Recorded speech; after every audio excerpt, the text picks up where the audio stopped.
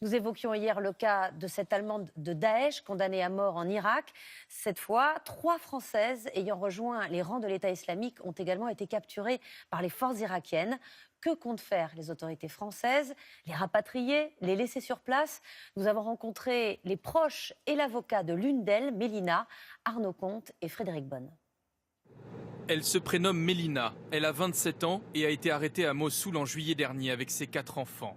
3 d'entre eux ont depuis été rapatriés en France, mais la mère de famille et son plus jeune bébé sont actuellement toujours détenus par Bagdad.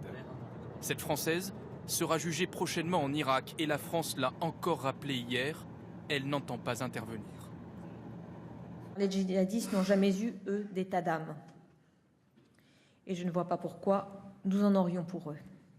Dimanche, une djihadiste allemande, membre de Daesh, a elle été condamnée à mort par Bagdad. La Française encourt-elle la même peine? Oui, répond le procureur de la République de Paris, qui précise que l'Irak, État souverain, applique sa propre justice. En Irak existe la peine de mort. Bien sûr.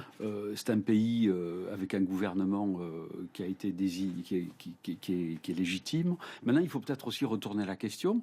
Est-ce que si on avait, nous, Français, des terroristes étrangers qui viennent commettre des exactions et des attentats terroristes sur notre sol, est-ce qu'on ne souhaiterait pas les juger? Pour l'avocat de Mélina, il est inconcevable que la France n'intervienne pas si une peine capitale venait à être prononcée. La France est toujours mobilisée très activement quand un de ses ressortissants était condamné à mort et a fortiori s'il était menacé d'être exécuté. Donc nous attendons de la France la même intensité de mobilisation. Une centaine de Français seraient actuellement détenus par les autorités irakiennes, mais il est à ce jour impossible de savoir quand et combien d'entre eux seront jugés par Bagdad.